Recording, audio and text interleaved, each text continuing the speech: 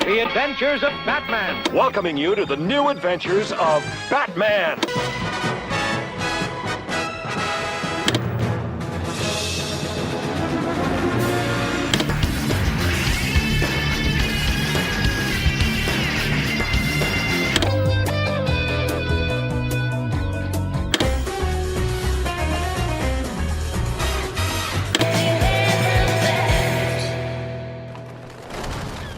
Welcome to Batmanimation, a Batman on Film podcast. This is our podcast where we discuss, break down, analyze, review the animated adventures of The Dark Knight, be it on television and or animated movies. Joining me today, I am the founder of Batman on Film, Bill Ramey, and join me today, Patrick Johnson returns to Batmanimation. And we're going to venture into, we're going to go into the future, into the Bat future, one of Batman's many alternate Elseworlds, whatever you want to call it, futures, as depicted in the animated series Batman Beyond. And we're going to kind of go back. It's future, but this one episode deals with Batman's past, actually the Bruce Wayne Batman, because Mr. Freeze makes an appearance in Meltdown, which was episode 5 from season 1. Patrick, how are you doing, sir? I'm good this morning. Got the second cup of coffee. What All about right. you? You all right? I'm doing fine. Doing fine this morning. What's your relationship, if you will, with Batman Beyond? I remember being excited when they were pumping out the trailers for this, and I think I saw the first couple of episodes, but I wasn't able to stick with it because I just went back to finish my degree, and I had about 2.5 years left, and I just went straight through. So I didn't get to catch this one until it was released on. They would release these little 4-episode DVDs, and I would see, catch up when I could. And then when they finally released the whole series, I was able to catch up. What about you? Were you watching it with your kids? I think you told me that your kids were fans. I watched probably all of them. I believe there are 3 seasons, if I remember correctly. I watched all of them when they aired because my kids watched it. Yeah. And it was a Saturday morning cartoon, and it came on like at 10 and 11 o'clock Central Time. Right. It was what was it? Was it the WB that it aired on the network? It wasn't on Fox, or was it on Fox? It moved. Either one. Remember. Yeah, it was. Yeah, it was not ABC, CBS, or NBC. No. It was one of the these later networks. So right. But that's beside the point. But yeah, I mean, I watched it with them. I liked it. I like stories of the older Batman with possible futures, like Dark Knight Returns and Batman Beyond, and anything. I like when Batman has to pass the mantle, because that's kind of, in my mind, it's either 2 things. I like when Bruce Wayne has a happy ending, kind of like with the Dark Knight trilogy. Mm-hmm. And I also like when he, passes down the mantle of the bat to someone else. So did you like the fact that they created a new character to get the mantle, or did you want it to go to someone you knew before? You know what? I like the way they did it here, because it was kind of it was not what you would expect to happen. Right. Mm-hmm. Right. Because you would think, it's going to be Dick Grayson or, one of the Robins or whatever. And we've seen that, we've seen Dick Grayson as Batman in the comics a few times. Right. We've seen Damian Wayne in the comics as Batman and Grant Morrison's, possible future of Batman. So, right. Yeah.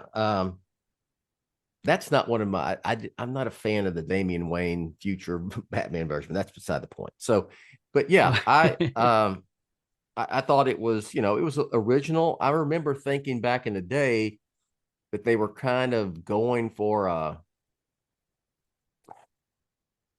Spider-Man type vibe. Not that he had like Spider-Man type powers, but it was he was a teenager, Oh, okay, I kind see of what you're going saying. that route. Yeah. Yeah, appealing So to a younger audience there. yeah, For yeah, that. yeah, exactly. So yeah, I enjoyed it. I thought, the Return of the Joker movie is one of the better. It's up there amongst animated Batman films. Hmm. They packaged the first two episodes and released it as the Batman Beyond movie. Kind of, it's like the origin story. So Right. yeah, I enjoyed Batman Beyond overall, and there's been talk for 20 plus years about a live action Batman Beyond movie, which was something I wouldn't mind seeing. I would like to see it as an Elseworlds. I know they were writing a script for Keaton that was a riff Hmm. off of Batman Beyond, and then that's been canned due to, well, it was canned even before the Flash because of the new Right. changes, the DCU changes, and then of course the Flash was a utter failure. So I think if the Flash had been a huge hit, and Warner Brothers had gotten feedback that a lot of one of the biggest reasons was Keaton's return, it kind of might have forced their hand a little bit, Absolutely. Yeah. business wise, that Totally agree. people wanted more. So, but I do not see that happening in the future, What about the sci-fi unfortunately. element to this cartoon? I wanted to ask you. Uh, Do you think that lends to the show that actually helps it? Because they really yeah, push that envelope a probably. lot more. I'd say probably, going Yeah. for, the demographic, the target audience probably enjoyed that. In live action, I always thought it would be kind of like Batman meets Blade Runner, you Okay. know? I see what you're Um, saying. yeah, kind of got a Blade Runner type of vibe with, a little bit. So Sure. anyway, it was yeah, it was a fine little addition to the Batman animated Batman history, and just Hmm. the Batman history in general. And so, like as I said, this was from season 1, episode 5. Meltdown was written by Hilary J. Bader and Alan Burnett, directed by Kurt. I always mispronounce. I don't know if I mispronounce it right or wrong. Uh, Kurt Geta. How would you say Hmm. that? I would say Geta. Geta. I Okay, would say Geta. Geta. Yeah, That's just yeah. me. And it originally aired on February 13th, 1999. So that would be 24 years ago. Wow.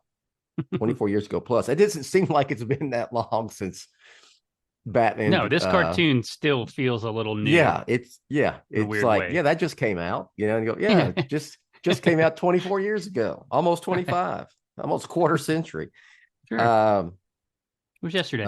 yeah, Will Friedle stars as Terry McGinnis, and the Terry McGinnis version of Batman. Kevin Conroy, of course, plays the older Bruce Wayne. Lauren Tom, Dana Tan, which is Terry's girlfriend. Sherman Howard is Derek Powers, who was always kind of like he at least started off, he was going to be kind of like the main villain of this series, and it didn't really end up completely like that. The Right. villain Blight, Michael and Sarah returns. He voiced Mr. Freeze in the Batman the Animated Series, and Linda Hamilton from the Terminator fame is Dr. Stephanie Lake, amongst others. So I think a part of it, the attraction, and one of the reasons that I've thought about doing this particular episode is I'd like it bringing in. I like when they kind of in Batman Beyond, when they did have nods and so forth to Bruce Wayne's Batman past, Right. and having Mr. Freeze return. Of course, I think, Batman the Animated Series really defined, has the best version of Mr. Freeze. Because before that, he was just a gimmicky villain that had, he just had an ice gun, essentially. Right. And there was no backstory. And then the animated series made him kind of a tragic character. And so did you what did you think about that whole thing of, Mr. Freeze returning? So you have this, these nods to Bruce's Batman past. These are the episodes, like you're saying, that I would wait for to see when they would bring in, they brought in the Joker and Mr. Freeze and whichever villains they brought in, because that's my familiarity. It's not that I don't like the new stuff, but it was fun to see where these characters ended up. And that's one of the interesting things about this show, is that you do get to see in this particular universe what happens to these characters. Bruce Wayne eventually retires. You see Tim Drake in Return of the Joker as a middle-aged man. You see what happens to the Joker in that, and then you get to see what happens to Mr. Freeze. I know they don't go into detail on every character, but this show is unique in that regard. Whereas most of the other Batman cartoons, they end up getting canceled or finishing their run, leaving the heroes and villains sort of in their prime for those particular universes. But for this one, you get to see. And I thought this was fun. And Mr. Freeze, he's tragic from Heart of Ice forward, but each episode, it almost gets worse and worse for him, because, in this one, she's just ahead.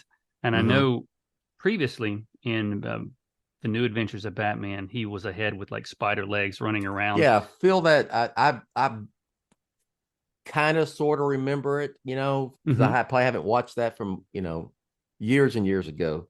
So his body became useless. And, okay. Yeah. And somehow, we have to suspend some disbelief and believe that his head can survive in that cold environment without the use of his lungs or his heart or anything like that. So that pushes that sci-fi element. You just gotta go. You have to just go. You just have to go with it. Yeah. The other thing that this show does is shows the mortality of characters. I remember Andrea Romano saying that in BTAS, whenever a person would get hurt and you think they might be dead, she would have them do a stay alive groan so that they're alive. And then in season 4, you saw elements where things got a little darker. I remember Batman telling Batgirl during a training session, you got hit during the training session, dead is dead. So they were pushing that, mortality idea. And then in this episode, you get to see just flat out people dying. It's not gory or in your face or anything. A lot of things happen off screen, but it does happen. So this was a maturing of the storytelling. But I thought it was absolutely great. Yeah, absolutely. It's now it's not mentioned in the story, but we'll just go ahead and get into the plot. And essentially, Derek Powers is this Blight character, and he has like this radioactive power, but his body is, he's like a glowing skeleton with I don't know, something surrounding this skeleton, like see-through, but it's almost like Dr. Phosphorus in a way. Really, it's kind of like that same character almost. And he reminded me of that new McFarlane figure that's coming out, Lord Deathman from Batman like 180, who's a skeleton guy. I don't really know his backstory or anything, but you're right, Dr. Phosphorus. So he's got this temporary outer skin that he is able to go around as Derek Powers, human Derek Powers, but the skin doesn't last or whatever it is. And so one of his doctors who works there is going to come up with give him a new body. So I'm assuming some kind of it looked to me it's like it was just some kind of cloning method, right? Or Right. like to say, like Freeze's head, they took his head and injected, I guess, his consciousness into this new body. So that's the only thing I'm thinking is, okay, it must have been So they this cloned cloning him thing. Yeah, based on, I guess, took some of his yeah, tissue that's still alive and cloned the yeah. body, right? Okay. And so it looks like it works because they uh, and how does it's not explained in here even how we just know that Mr. Freeze's head has been in a box at Yeah. Powers, the Powers industry or whatever, his headquarters for 50 years. Yeah, So they don't explain that in a one of the episodes in any of the Batman shows, but it was shown in a comic book, one of the Batman animated series versions, where Derek Powers' father, I guess, who ran the company before him, okay. managed to get a hold of Freeze's head and had it in this storage unit. And I was not aware of that prior to doing a little research. But I probably have that comic somewhere because I have all the tie-ins to that show. What going back to the previous animated series where he was that head with like a spider robot body. Mm-hmm. Did they? I don't remember. I don't remember how it ended. What was his fate in that one? Do you recall that? I don't. I just remember him Okay. running off, maybe escaping. They certainly don't show him being Okay. captured and where his Okay. head was. Well, At least not by this guy, Powers. somehow his head is been 50 years in the Powers industry building somewhere. So Right. anyway, you got like you said, you got to just kind of go with a lot of this, right? Right. He's a frozen head in a box that has Mhm. that's still alive, but there's no body, and we don't know how he got there, but he's been there. Right. And so anyway, he ends up getting this new body, and it looks like things are starting to look up for Victor Freeze. I mean, they even have a scene where he's at a graveyard and Mhm. they buried his head, Right. and he's like, that's a fitting end in his new life. And the Terry version of Batman, Terry Batman, is a little sympathetic toward him, where old man Bruce Wayne is super skeptical still. Yeah. He knows. Throughout. Yeah. The And assassination attempt that yeah. happens in that graveyard, that character also references Mr. Freeze just basically killed his family, froze his family, and he wants revenge. So that's goes back to that point I was making earlier about how this cartoon was, a little more mature in the storytelling. So yes, Terry saves him from the assassination attempt, and he's going to bring him in, and Victor Freeze says, no, let him go. I did it. I've done enough harm now. And he tells the guy, I'm going to make up for all my bad deeds. And we find out that, he's got like $500 million in legit money from his work as a scientist. And he's going to help previous victims, Mr. Freeze's victims. And unfortunately, it doesn't last very long, because he's on doing a talk show, TV talk show, and then at the end, he's like, oh, it's really hot on the end. She's always just the lights, and then he's starting sweating up a storm. And the bottom line is, the body's reverting back to its Mr. Freeze capacity, even though it's a new body. Right. And so that's bad news for Derek Powers, because the process of whatever it was wasn't working. Right. And they end up, they want to kill Mr. Freeze. Now, am I getting this part right? Because I was watching it, and it's like they need to biopsy him, the new body, to find out what went wrong. Correct. why can't they just take a biopsy, right? Biopsy, you're still alive, but Correct. they want to killing him. So it'd be like an autopsy. So it's just kind of some, right. The science doesn't add up there. But her cranking up the heat possibly would incapacitate him, but still be alive, is what I'm thinking. Now the transfer of his ailment, they mention a mnemonic transfer, as in through memory somehow, this thing. But if they used his skin or any type of to clone him, it seems like that would already have that ailment in it. They don't mention that. Yeah. I don't know how it would have been transferred through a memory deal, but I think they just wanted to use the word mnemonic. I think, it's, you just gotta look with all of this, it is science fiction, it's fantasy, you just kind of go with it. And I mean, you can nitpick this stuff to death if you really wanted to. And there's nothing in here that I was like, oh my God, that's too stupid, for even me to go with. But yeah, I mean, if they essentially cloned him, they used his DNA or whatever, or tissue from whatever was left of him, that head, then he would still have it. It would still have whatever, whatever caused the body to freeze in the first place. So which would make more sense.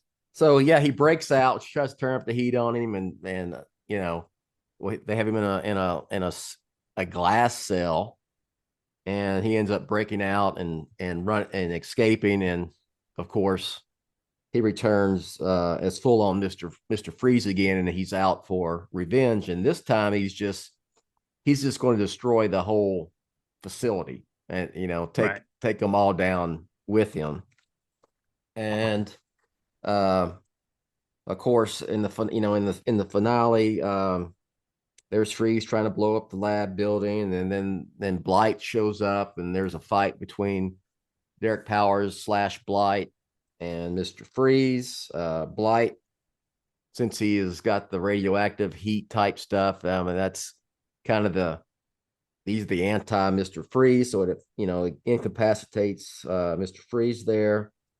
Batman shows up, tries to save him, continues to try to help him, but Freeze ends up, tells him to get out of there because he's going to blow up the whole damn thing essentially and take everybody out. Blight gets away.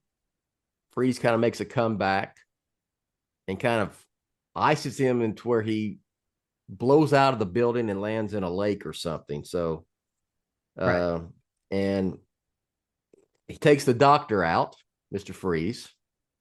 Completely. Yeah. And again, Freeze refuses Batman's help, and the building blows up. Batman was able to escape. And then at the end, we know that Blight's still around because he'll show up again. We see him, and there's Terry and Bruce talking, and Terry says, well, I guess you were right about Victor Freeze the whole time. And Bruce says, we both were. So, and that's how it ends, which kind of says, it's kind of literally, we both were. You were right to be sympathetic toward him because he was trying to change. But once the Mr. Freeze part came back, then he was right back on to full on Mr. Freeze. But I also thought that there was still a little bit of that, you're having sympathy for him because, he's going in there, blow up this whole building and laboratory, and take a bunch of people out with him. But you still kind of felt bad for him, and he was going to go down with it too. He's like, the hell with it. I'm going down with him. Hey, y'all, it's Bill Ramey, founder of Batman on Film. Let's take a quick pause in this podcast for these words from our sponsor.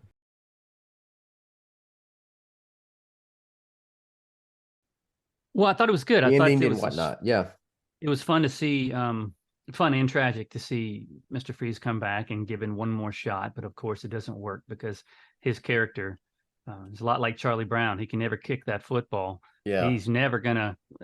There was I think it was Sub-Zero, where it shows him walking off with a broken leg in an ice cast with his polar bears. And I kind of had wished that had been the last we saw of Mr. Freeze when they brought him back as, a Spiderhead. And then here, you knew just things weren't going to turn out for him at all. And it's you do feel for him, but you also understand that he's lost everything, and so he just wants to end himself and anything around him that is pissed him off, essentially. And he gives Batman one chance to get out, and then of course Batman hangs around, he freezes him to the wall, and he said, you had your chance. So he's very, he lives up to his name. He's very cold-hearted, and he doesn't want there to be any remnants of powers of the Doctor, of himself. And his helmet cracks, and Terry at the end says, the question is, do you think he could have survived that? He wanted to go down with the ship. So it gives the writers a chance to bring him back if they wanted to, as if somehow he survived that. But I think we're to believe this is the finale for Mr. Freeze, as he doesn't show up in any episodes. We never see him again in this continuity. And it was Bruce has mentioned earlier when Terry was there was a little back and forth, like Terry feeling sorry for him in a way, and Bruce is like not buying, and he says he said, well, once the the body started deteriorating again and reverting back, and Bruce mentions that he'll be back. He's all about revenge. So, and that's exactly what happened. But there was almost there's a little bit of you kind of want him to take out Blight and everybody there for the most part. You're almost kind of rooting for him. You do feel a little bad for him, and he even gives Batman a chance to get out one time. But eventually, I think that this, I think in a way, the if you have any sympathy toward him, you would probably say, I hope he didn't make it, because that's what he wanted. It was almost like if he survived, it'd be another, like you mentioned Charlie Brown in the football. It'd be like if he had lived through that, it'd be like pulling the football out from him again. Because he kind of wanted out of his misery. So that's the way I took it. I agree with you. Give the man what he wants. He just wants to die at this point. He's had a tragic life, and there's nothing left for him. There's no reason for him to, like, maybe with this new body, he was able to, before it totally reverted to complete Mr. Freeze form, maybe he was able to kill himself, with it still being a little more human. I don't know, but give him his out. I agree with you there. I thought it was interesting that Blight stops Freeze from killing Batman, because Batman is a thorn in his side. Freeze is about to freeze Batman's head as he's up against that wall, and Blight stops him. I thought that maybe he would wait and then attack. That's interesting that the villain, but maybe Powers is he's a man that's he's interested in money. Maybe he wanted to somehow harness Batman's technology in his suit, or he could probably still do that if he was dead, but I don't know. Well, you had to have some way for Batman to continue on. So they just we've wrapped up this part. Any little side stories, side notes, anecdotes, tie-ins, comic book tie-in, anything historical you want to mention about any of this? Mr. Freeze's new suit that he shows up with at the end was a direct nod to Kelly Jones's Batman 525, with which came out in 1995. So this is about 4 years before that. And they liked, at least Bruce Timm liked, the giant sort of robot look that he had. And did you know that Mike Mignola designed Mr. Freeze for Batman the Animated Series? I did not until I started looking into this episode. Yeah. Yeah, I thought that was really interesting, and because I thought Bruce Timm had designed everything, but yeah, apparently Bruce Timm requested Mike Mignola come up with that design, and then they did a nod to Mignola by backlighting Freeze's face in the helmet in this new suit. They wanted to. There's a Hellboy character that Mignola created called Herman von Klimt, who I think is a Nazi type character, and his face was backlit where it looks like a silhouette, almost skeletal. Yeah, and so that was their nod there. Now here's your everything is all connected moment. We've got Linda Hamilton, who was in the Terminator with Arnold. Arnold played Mr. Freeze in Batman and Robin. Linda Hamilton is in a Mr. Freeze Batman animated episode. So there you go. It's all connected, correct? Yes. Ryan will be happy about that one. I think Arnold Schwarzenegger even made a joke like back in '97, like called him, he was the Terminator, now he was the refrigerator kind of thing. So yeah, it's all connected there. Where do you rank Mr. Freeze as a villain? Do you consider him like an A-list upper echelon Batman villain, or do you have him lower on that totem pole? Well, I think that in the past, I don't know, 30, 40 years, they've taken Catwoman sort of out of her villainous role, right? So when people talk about the main four, I consider the main four these days is Joker, Penguin, Two-Face, and Riddler. Those are the big bad boys. And Catwoman is more like, she's kind of like a hero now. Yeah, she still will, from time to time, they'll have her, stealing jewelry or whatever. But she's like on Batman's team now, especially since they were almost married and all that stuff. Mr. Freeze, he is probably, I kind of divide the villains. He's probably the top of the supernatural type, or maybe the sci-fi type. You've got Man-Bat, you've got Clayface, you've got Mr. Freeze, you got Solomon Grundy, those types. I think because of his new story with Paul Dini, writing that or rewriting him, he's much more compelling, tragic figure. Kind of Clayface is too, to a degree with the actor. But I would probably put him at maybe after the top 4 or 5, if you want to include Catwoman. He's probably number 6, I'd say.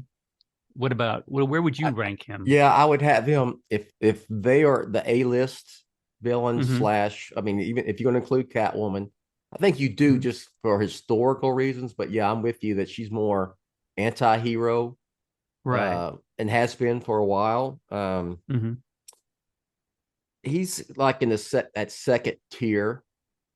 Right. And clearly I think Batman the Animated Series, a lot of people rank him up like in that first rung, and I'm like, and that's, I got to take in the whole history and everything, because I mean, Mr. Freeze, he started out in Mr. Zero, and he really was just a gimmick villain. I mean, how many Cold Freeze type villains are there? There's like Captain Cold, Mr. Freeze. There's several of these, Killer Frost. There's a lot of these. These. I mean, what's the difference between Captain Cold and Mr. Freeze? It's almost the same thing, but sure. But I think the animated series, when they gave him that backstory and his wife Nora and all that, the tragic part, that really made him a more three-dimensional type character, if you will. Absolutely, just wasn't this gimmicky type villain. We've seen him in live action twice. We've the Batman and Robin, and of course he appeared in the 60s TV series. I think there were 3 different actors that played him in the TV series. Am I right about that? Yes. There was Eli Wallach and George Sanders and Otto Preminger. Yes. Can't believe I pulled those 3. I've got the 66 Mr. Freeze Funko Pop. So that's like that's a good one. That's based on Preminger, right? Yeah, that's what I was about to say. Am I right to say it was based on Preminger? Because he seems to be the one they always show when they talk about, like McFarlane released a 7-inch or 6-inch. I can't remember how. Yeah, there's 6 inches. Preminger. He didn't release the other 2 yet. Yeah, and Preminger was the famous, movie producer that said, "I want to be a Batman villain," and that's kind of how he got that gig. But I'll tell you one thing. Yeah. You were talking about villains and ranking them. Mr. Freeze, the best villains, in my opinion, are the ones that have some sort of psychological damage. And I don't think Mr. Freeze has ever had that. It's tragic, but he's very focused. His mind is very scientific. He was, trying to save his wife. But as far as psychologically damaged, like the Joker or Two-Face or something, I've never seen him with that kind of duality.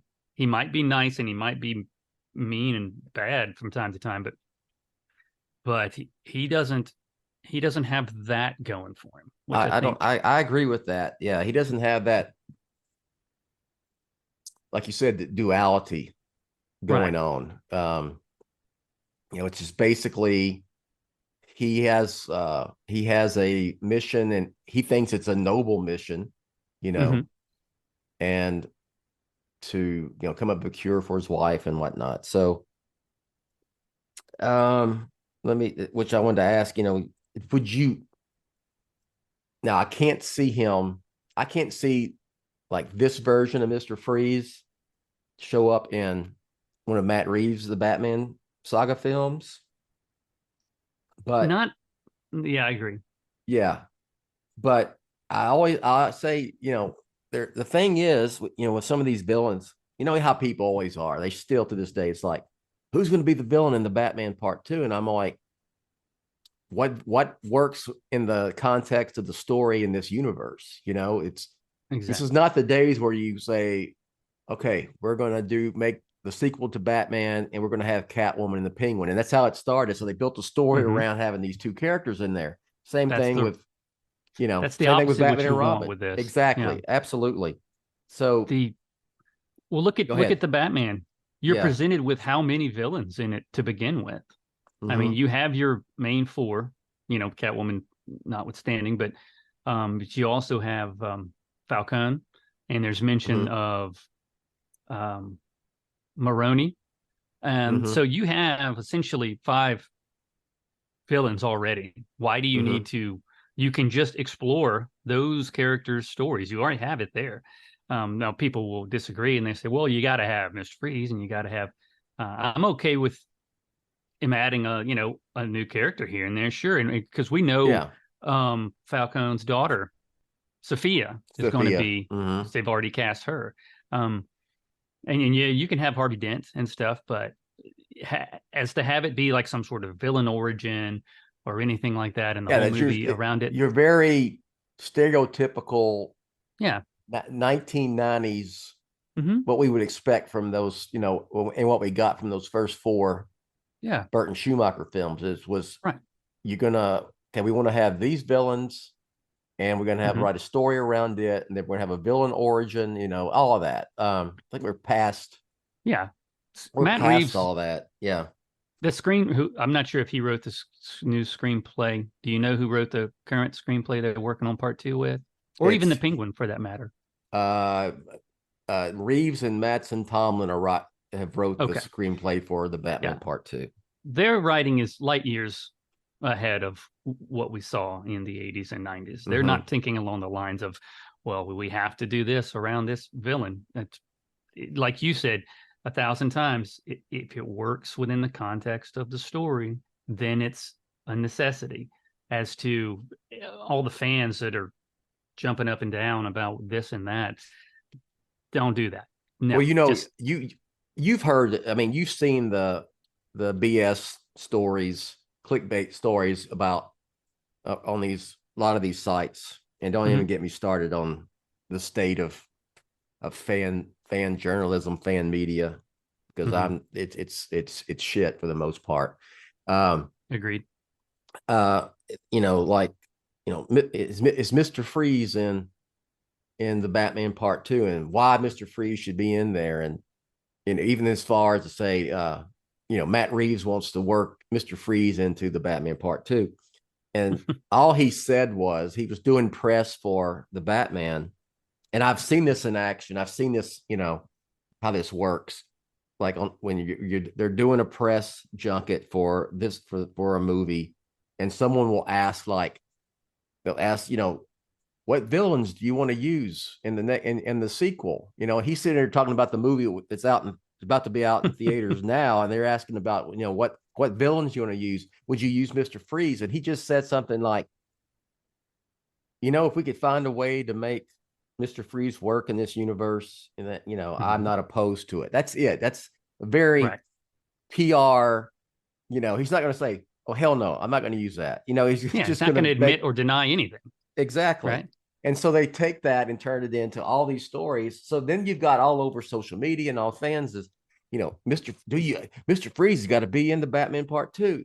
No, he doesn't have to be. Think about, and I don't want to get off into this, you know, turn this into a Batman Part 2 podcast, but, you know, that's fine with me if you want to do that. Yeah, but we're talking about, you know, just bringing up Mr. Freeze. Is that, think about what Matt Reeves is doing here. You know, he said it's an epic crime saga. How would Mr. Freeze and this version that was created for Batman the Animated Series with that backstory, how would that even fit in to what he's doing? You know, based on what we saw in the Batman, based on, have you read the Riddler Year One by Paul Dano? I have the first 3 issues. Okay. I was going to get the next 3 and read them all at once. I've been chomping at the bit to dive into them, but I need to get the other 3 or wait for the trade. I want to read it as a whole. It's great, but I'm excited about it. You throw in that, you know, that as well, and what they're doing with the Penguin Max series. Just tell me in it. You know, he said the Penguin will lead directly into, it starts right after the Batman, and it's going to lead into Batman Part 2. Look who's in that. You got Maroni, you got this crime mob conflict with Carmen Falcone being now dead for power. In a vacuum. Yes. Where does that Mr. Freeze fit in that or the sequel? It doesn't. Well, you know, the only, not this version, but the one thing I can think of is if the mob has enough of Batman and they want to hire some stone cold iced killer to take out Batman. Yes. And that could be, it could be anybody. It could be the Boris Karloff, is that his name? Version of Clayface. Basil Karloff. Yeah. Basil Karloff. The original Clayface. Yeah. Yes. It could be a hitman that they call Mr. Freeze because he puts everybody on ice. Yes, that's exactly what I was going to bring up. I was going to ask you, does Mr. Freeze being literally frozen define him as a character? Of course not. Okay, because it's like it's with the Joker. The Joker being falling in Nevada acid and being perma-white does not define that character, in my opinion. Of course not. And Nolan proved that in The Dark Knight. People get hung up on aesthetics. Right? Yes. Yeah. Instead of how do we twist this, take this character if we really want to use him and put a play on words and spin it as to where he fits in this universe. And that's what you have to do. You don't do it the other way around, like you're saying. I'm with you 100%. So that's one thing I did think of, like, okay, you have, you hear a little scuttlebutt about Clayface and, the Basil Karloff version and Mr. Freeze, quote unquote, maybe being in the Batman Part 2. But I kind of thought well, what would you do with? How would you go? Yeah, Mr. Freeze doesn't have to be. He could literally be a hitman. Sure. Maybe his method has something to do with, I don't know, freezing people's. I have no idea. Maybe he delivers their heads in a block of ice to the buyer. Who knows? I mean, it's just something. I don't think he has to come in there and his weapon is this ice gun, No. and he, or he's literally frozen. Same thing with Clayface. Maybe the hitman is a master disguise, which was kind of the original incarnation. So, and no one knows what he really looks like, which makes him a great hitman. Yeah. Yeah. So I'm getting in just, I'm doing a PSA here. Don't get hung up, like you said, don't get hung up on aesthetics. Don't get hung up on what you think has to define a character, because you should have learned that from the Joker, in the Dark Knight, wearing makeup and not being literally perma white. So, right. All right. Enough of that. I'm off my soapbox. Okay. Any final words about this particular episode to kind of take it back to Batman Beyond, and then we'll wrap it up. Well, let's see. I think this is a good episode. There are a few things that were kind of weird that we talked about with the transference of his affliction. There was also, did you notice that the temperature or the weather, it was seemingly hot, and then it was snowing, and then the lady even says we're getting up to 70 degrees, a heat wave. I was a little confused as to why. I thought maybe the snow, when he breaks out and walks into the snow, was sort of metaphorical, like it's the return.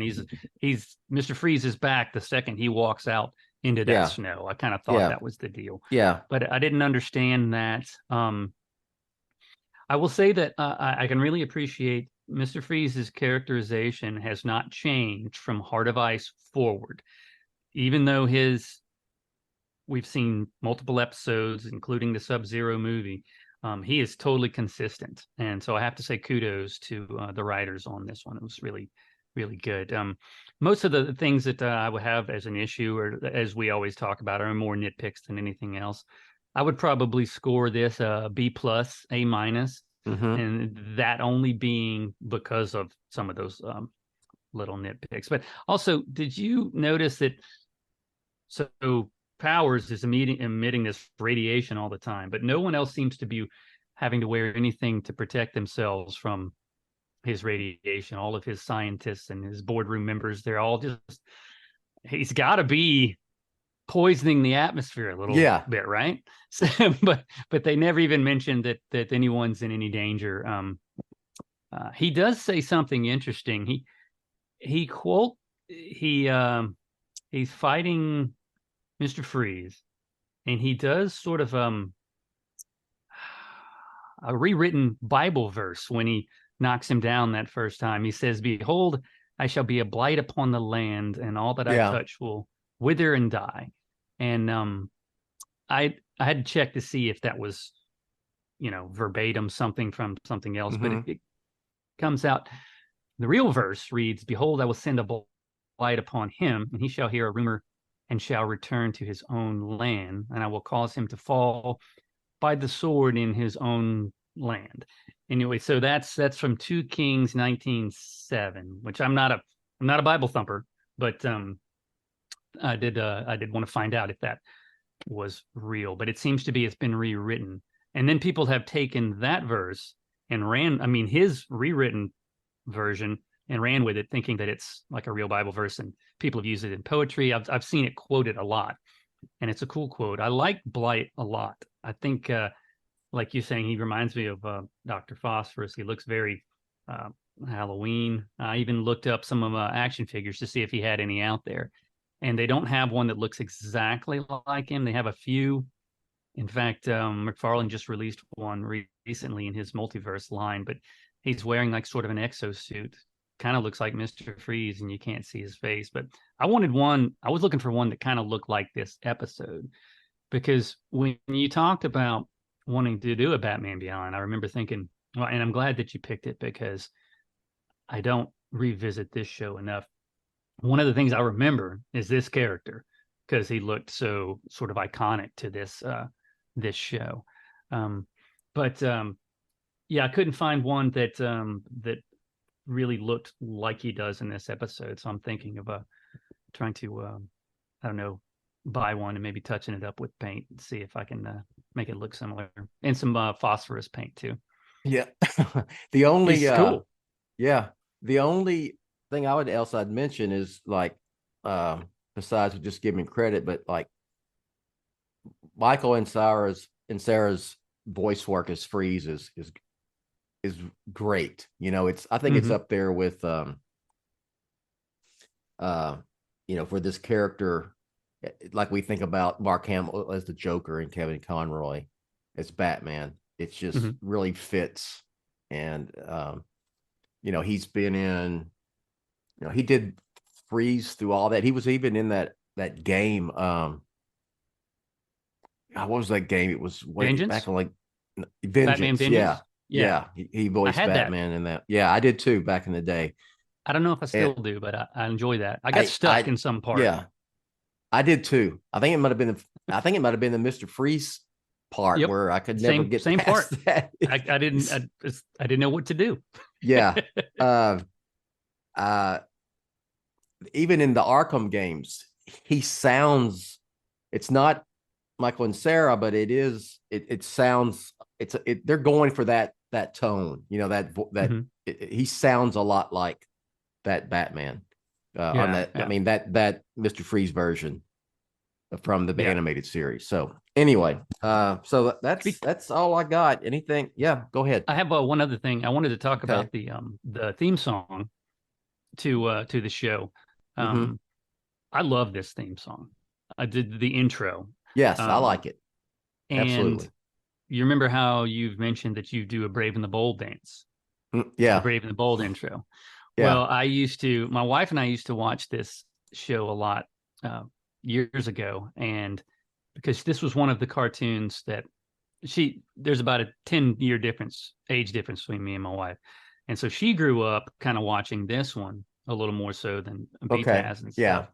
And she liked it. And I would do the dance that the guy does in the club in the intro to this show. There's a dance. He's just kind of moving his arms left and right. Yes. I would do this dance every time the episode would come on. My wife would laugh at me.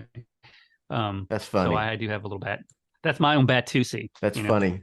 The only other show besides, this is really in out of left field.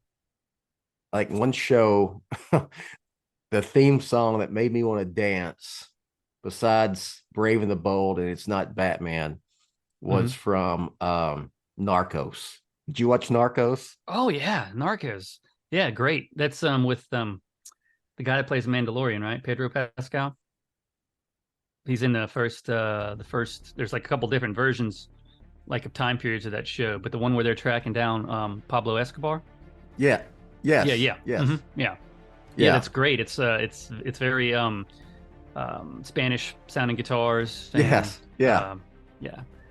Like samba or salsa or something like that. Yeah, and I'd be watching it with Rachel, and whether we'd be in the living room or we were just watching it in bed, and that theme song would come on, and I'd get up and do a dance to it, and mainly doing it because it was to annoy her. Then it became a bit. it was having like every episode, every damn. Even if you're binge watching, you're going through 2, 3, 4 episodes. You know, so every time it came on, and she would try to fast forward through it. So anyway, all right. Skip intro. Yeah. All right. Speaking of announcer Rachel, she's going to finish up here for us.